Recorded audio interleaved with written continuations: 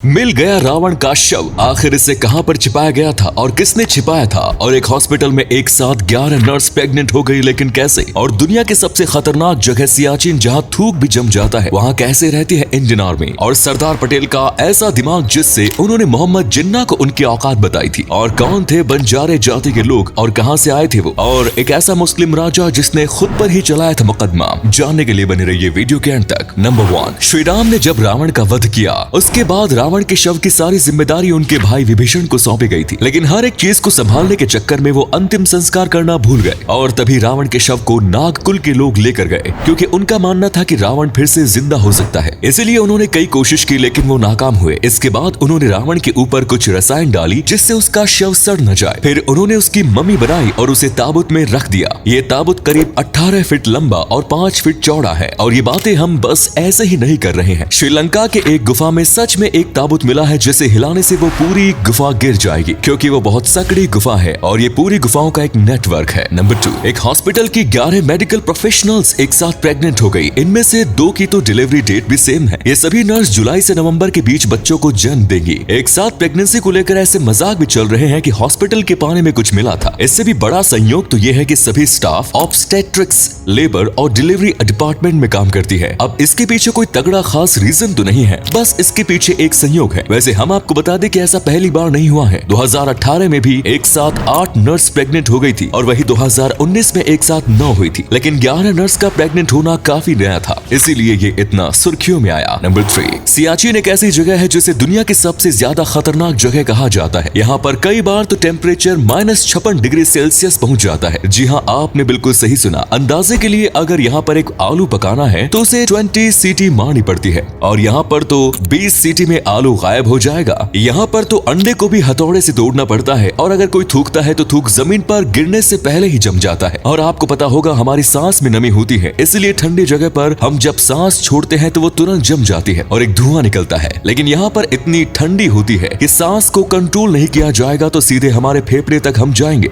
और इससे लोगों की जान जा सकती है। यहाँ पर कई सैनिक तो शहीद हुए हैं, लेकिन उनकी डेड बॉडी अब तक घर नहीं पहुंची। यहाँ पर कुछ लाश को 40 से 50 साल पुरानी मिलती है। इसी से आप अंदाजा लगा सकते हैं कि यहाँ पर सैनिक की जिंदगी कैसी होगी। नंबर 4, लाडला काफी मशहूर पिक्चर है, और इसमें श्रीदेवी के रोल को कोई नहीं भूल सकता। लेकिन इस रोल में पहले श्रीदेवी नहीं बल्कि दिव्या भारती हुआ करती थी। ये फिल्म बहुत ज्यादा कमाल की थी। डायरेक्टर से लेकर इसमें काम करने वाले हर एक व्यक्ति को इसमें काम करने में बहुत ज्यादा मजा आ रहा था, इसीलिए ये फिल्म बहुत अच्छी निकल कर आई थी। लेकिन क्लाइमैक्स शूट होने से थोड़े पहले ही दिव्या भारती की मौत हो गई थी। इसके बाद उन्होंने काफी देर तक सोचा कि इसका क्या किया जाए। एक तरफ तो दिव्या भारती की सुसाइड का डिप्रेशन था, और दूसरी तरफ आधी अधूरी फिल्म का। और फिर श्रीदेवी के साथ पूरी फिल्म को फिर से शूट किया गया, और इसमें उनका रोल इतना अच्छा निकल कर आया कि ये उनका बेस्ट रोल में से एक बना। नंबर 5, बंजारे। इनके बारे में तो आपने सुना ही होगा। ना ही इनकी कोई भूमि है और ना ही वेशभूषा। ये जहाँ पर भी रहते हैं ये उसी के रंग में मिल जाते हैं। पर बंजारों की शुरुआत कहाँ से हुई, ये हमेशा से ही काफी बड़ा सवाल रहा है। कई लोग मानते हैं कि ये मारवाड़ से बिलोंग करते हैं, लेकिन वहीं कुछ का दावा करना है कि अफगानिस्तान से आए हैं। लेकिन इनके बारे में वेद पुराण में भी लिखा हुआ है। इसी वजह से इनकी शुरुआत कहां से हुई ये काफी बड़ा सवाल बना हुआ है। और उस समय में ये बताया गया था कि ये हीरे से लेकर अनाज तक लगभग हर एक चीज का व्यापार करते थे। इसी के साथ ये पशुपालन और ऊन का भी व्यापार किया करते थे, और कई जगह पर खेल भी दिखाया करते थे। ये जहाँ पर रह जाते थे ये उनके ही भांति बन जाते थे। इसलिए इनकी शुरुआत कैसे हुई, ये क्या हुआ करते थे, ये किसी को नहीं पता। नंबर 6,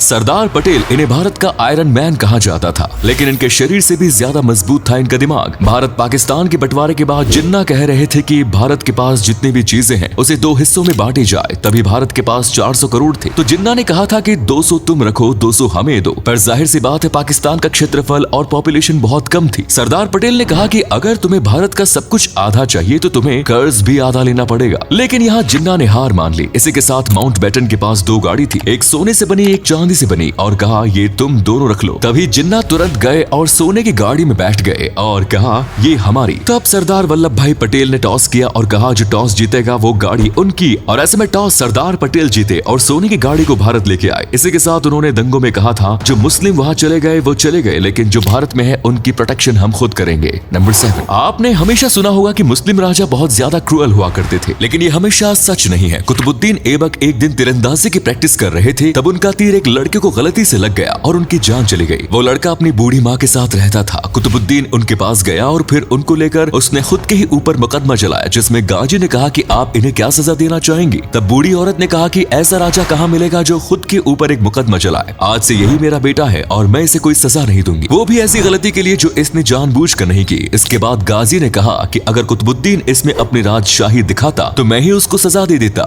वहीं कुतुबुद्दीन ने कहा कि अगर मेरी राजशाही देखकर तुम मुझे सजा नहीं देते तो मैं तुम्हें मरवा देता। नंबर 8। अभी आपको दिख रहा है ये दुनिया का सबसे स्किनिएस्ट यानी कि पतला टावर माना जाता है यूएसए में बना हुआ है और अब इसमें कोई भी घर ले सकता है, क्योंकि अब तक तो ये बनने में और लीगलाइजेशन के प्रोसेस में जुटा हुआ था, क्योंकि कई लोगों का कहना है कि इस घर में रहना बहुत ज्यादा अनसेफ है। इसमें से एक घर की कीमत करीब 59 करोड़ रुपए की बताई गई है और भले ही इसे दुनिया का सबसे पतला टावर कहा गया है, लेकिन इसके अंदर के घर बिल्कुल भी छोटे नहीं है। आपको पता होगा नॉर्मल बिल्डिंग में एक फ्लोर पर 3 या 4 घर होते हैं, लेकिन यहाँ पर एक फ्लोर पर एक ही घर है, जिसकी वजह से ये बहुत ही बड़ा है और इसके अंदर और बाहर का व्यू इतना ज्यादा अच्छे से डेकोरेशन की गई है और इतना ज्यादा अच्छा है जैसे कि आप किसी 7 स्टार होटल में रह रहे हो।